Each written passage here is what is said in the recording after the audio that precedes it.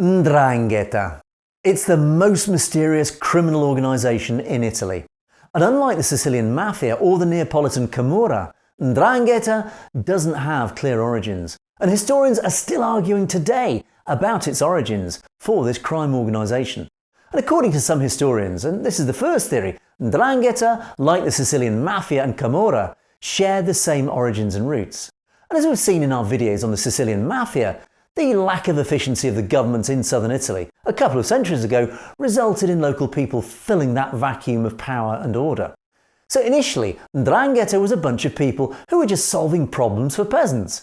Poor farmers who were constantly ignored by the official institutions whenever threatened by the usual few rich local landowners. So they used to knock on certain special people's door for protection. Now, another issue that those people were usually handling was related to sexual harassment. Of course, whenever a daughter of a farmer was harassed by a powerful and rich person, the only way to protect her was to involve somebody who was feared in the village, and of course could then ensure safety with the use of force or the threat of that force. To give you a comparison, imagine the hard days of slavery in the US or whichever country, where slave women would have been victims of sexual abuse and the police just couldn't care less about preventing that sort of behaviour. Well, that was the environment of Calabria back in the 1850s, where that land was deeply divided into rich landowners and poor workers who were often victims of abuse. Yes, Calabria. And this is where those special people were operating, and arguably, their role actually had a beneficial impact on society by protecting the humble, and wasn't as bad as today.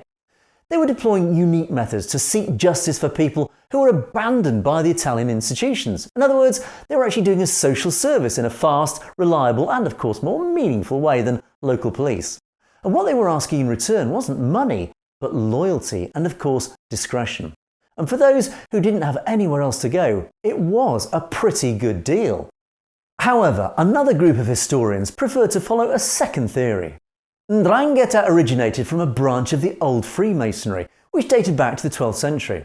And this subgroup branched out 4 centuries later into a violent organisation that used to terrorise the entire Calabria, regardless of the social status of their victims. It was organised into small units or gangs, all blood-related. And this is a crucial aspect that we'll discuss later, heavily armed, which were taking advantage of the lack of official institutions that could then impose order. Now, this theory is based on a few documents retrieved in libraries in the southern part of Italy, which describe stories of brutal crimes carried out by those bands in Calabria. In addition, as we'll see later, Ndrangheta is full of rituals which clearly remind people of Freemasonry rather than a more traditional crime syndicate. So, we're not in a position to provide a unique theory about the origins of Ndrangheta. And as mentioned before, historians themselves are the first to be confused by those two theories, which to some extent contradict each other. Now, we're not historians, but we have done an extensive amount of research before producing this video. And what we have come up with is that at best, Ndrangheta is a very powerful organisation with unclear roots. But in other words, theories 1 and 2 are actually not in conflict with each other, and what seems more likely, the truth lies somewhere in the middle. And it was up to those groups of people or gangs to provide free violence or protection to poor people in line with the initial scope of the Sicilian mafia. However, this is our simple interpretation of the materials that we've examined. And by the way, if you've missed our videos on the Sicilian mafia, you should definitely check them out. And according to the comments of many followers, it seems like we did a good job. And thanks to all those who subscribed and commented on those videos. And no, despite what many of you thought, I'm not Messina Denaro. The term Ndrangheta means nothing in Italian, and apparently it derives from Greek, meaning a courageous person. And actually, it is a very weird word which doesn't follow the usual grammatical rule of the Italian language. It starts with an apostrophe, and it has a very strong and unpleasant sound which is barely pronounceable, even by Italians. Now, a synonym of Ndrangheta is onorata società, which means honourable society, and is a clear reference to Freemasonry. And despite nowadays Ndrangheta is almost a multinational with branches all over the world, it did originate in Calabria, a hilly and poor region in southern Italy, where the main bosses are still located. And barely internationally known until a decade ago, investigators and journalists all over the world commonly define this criminal organisation as Ndrangheta Inc., given the incredible economic power and capillary networks that its affiliates can rely on. And now that we've identified the basics, let's go back to our story and see how a bunch of men armed only with rudimentary rifles and solid principles managed over the years to create the most profitable crime syndicate in the world. From 1750, let's fast forward to approximately 1953, when one particular event occurred. In Africa, a poor village along the Mediterranean coast of Italy in the region of Calabria, a small man, always silent but extremely sharp and intelligent, decided to join Ndrangheta, and so becoming an official affiliate. Now let's pause again our story and let's have a look at how a man became an affiliate of Ndrangheta. Now the very first requisite is to have been born in a family, in the pure legal term, which is already part of Ndrangheta. And this is the first difference between the organisation in Calabria and the Sicilian mafia. And unlike Cosa Nostra, where in theory anyone can become part of the organisation, Ndrangheta accepts only sons of affiliates. And this is a total game changer because, as we'll see later on, in order to become an informer or pentito, you need to betray your own blood, your own father, mother, brothers and so on. And this is a much harder step to take, because normally snitches or former mobsters who betray their organisations are trading their freedom with someone else's. In the case of Ndrangheta, you'd be having a family member get punished in your place, which is of course harder to do, and even harder for families to accept. A family affiliated with Ndrangheta is called Ndrina, and it's usually a restricted bunch of men related by blood. Now each Ndrina is named after the surname of the boss. The Ndrine of the same city compose a locale, which is the combined organisation structure for the control of the business of that city. Now other than the affiliates, each locale has three main characters. The first one is the boss, or capo bastone, who has full control of the locale. The second is called the accountant, and he's the affiliate who of course controls the money and then makes the payments. The third one is the crimine, who has the duties as a minister of war and controls the firepower of the locale. And up to here the structure is pretty simple and clear. Now we have families, and on top of them locale, with these three crucial guys running operations. So okay, many of you will have noticed similar to the Sicilian mafia. However, when the typical traits of Freemasonry kick in, the picture gets extremely messy. And as we mentioned before, Ndrangheta follows Freemasonry, which is divided into internal ranks, each with a nickname and of course special rituals. As a result, a boss of a locale becomes stronger or weaker according to his internal rank. Now in Sicily, the position of the bosses was given by the level of proximity to Salvatore Riina and the level of trust of the Commissione. The biggest example was the appointment of a young Matteo Messina Denaro as new boss of the Sicilian mafia. Now something like that wouldn't be possible inside Ndrangheta, since a boss needs to reach a certain rank before being considered as a true boss. Now we've decided to skip all the rituals and other details of the Freemasonry of Ndrangheta, otherwise this video would have been way too long and boring and complicated. But let's have fun instead, and let's get back to the story. Now we left our story with that short man in Africa who just joined Ndrangheta. Now why is this man so important? After all, there are hundreds of men joining Ndrangheta every year. Well, this man is different. This short and brilliant man is Giuseppe Morabito, and from that day onwards, Ndrangheta would never be the same. Giuseppe Morabito has a nickname inherited from his father. One of those nicknames that can tell you immediately what sort of person we're dealing with.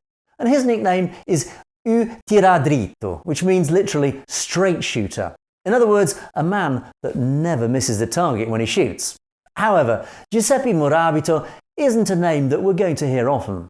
And while Salvatore Riina was present in every single chapter of Sicilian mafia from the 60s onwards, Giuseppe Morabito is different.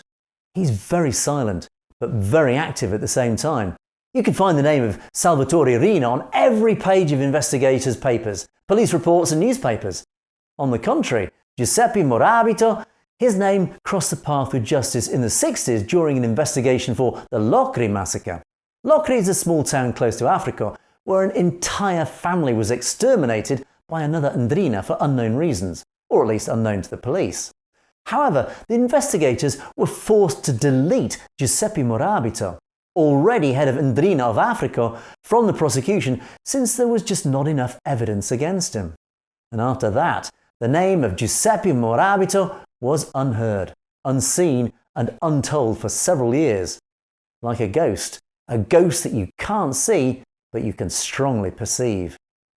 Now, the names related to Ndrangheta in the 70s were others such as Don Momo Piromale, Domenico Tripodo and Antonio Macri. And despite those families not being allies, those three Ndrine combined were representing the power and authority of Ndrangheta in Calabria. Now, although they were fierce and brutal bosses, this triumvirate was also the guarantee of the balance of power in Calabria, and most of the homicides were just smaller fights at a local level, mainly for non-business related matters. Something that was hard to totally contain, of course, but amongst them, Antonio Macri has been the figure closer to Don Vito Corleone from the movie The Godfather. And despite being from Calabria, and not Sicilian like the legendary character played by Marlon Brando, Antonio Macri, nicknamed Zintoni, in English Uncle Tony, was a typical old-style mafia boss who prioritised his reputation and principles over business profitability. Now, Domenico Tripodo, another boss in another area of Calabria, has a similar mindset and thinks that certain activities should have been outside of Ndrangheta's businesses. In fact, Antonio Macri and Domenico Tripodo did not allow the rest of Ndrangheta families to deal in drugs and kidnappings. Two extremely profitable businesses, but at the same time highly unpopular, especially kidnappings. But as we've seen in Sicily and in the movie The Godfather, there's always someone who has different plans. The 70s were the years of heroin, taking over Europe and the United States. In addition, the Italian government decided to inject billions of dollars in new infrastructure in order to improve the economic situation of Calabria. Now, those two huge and sweet cakes couldn't be missed, and behind the curtain, somebody was planning a coup d'etat within Ndrangheta. Now, Giovanni and Giorgio De Stefano, two brothers from the De Stefano Ndrina, were two small affiliates to the Tripodo family. However, their roles and their ambitions were no longer aligned with those of the big bosses.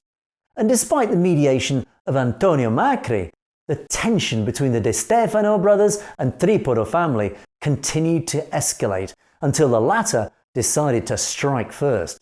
Giovanni De Stefano was killed in November 1974, and his brother Giorgio, although wounded, managed to escape the ambush alive. The first Ndrangheta war had officially started, and despite the good relations of more than a decade amongst the three main families, Momo Piromale decided to join the De Stefano family, declaring war on his former partners. On the 20th of January 1975, Antonio Macri was killed by two men in Siderno, close to Locri, in the heart of his empire. The war continued with heavy losses on both sides, until Domenico Tripodo was assassinated in the prison in Naples by the men of Raffaele Cutoli, a very prominent figure in the Camorra, and the likely subject of a future video of ours. Now, Raffaele Cutoli was a new ally of the De Stefano family within the Camorra, the crime syndicate of Naples, and following the death of Tripodo, the war did not stop since Piromale, afraid of the new rising De Stefano clan, decided to kill Giorgio De Stefano in order to limit their influence and firepower. And with a very smart move, Momo Piromale, after ordering the execution of the rising boss, literally brought the head of the killer of Giorgio De Stefano to his brother Paolo, the new boss of the De Stefano family, as a sign of peace and friendship, and by so doing, eliminated a key witness of Piromale's treacherous behaviour. Now, Paolo Di Stefano will never find out the truth about the destiny of his brother, who was killed at the order of his future ally. And this terminated the first Ndrangheta war, which was clearly won by the Piromale and De Stefano families. After a 3-year conflict and more than 300 dead bodies, the true victorious faction was that one of Momo Piromale, since he managed to get rid of his old friend Tripodo, establishing full power on a vast region of Calabria, which now includes also the territory of Domenico Tripodo, and be sidelined by a new family, Di Stefano that could be controlled. But what about the territory of Antonio Macri? Those territories didn't go to Piramali, and no, they didn't go to the Di Stefano family. Those territories had been taken over by a short man, a silent man, a man who's already predicted the future thanks to his intelligence, a man whose name can easily scare half of Calabria even now. Yes, our friend Giuseppe Morabito, Utira dritto.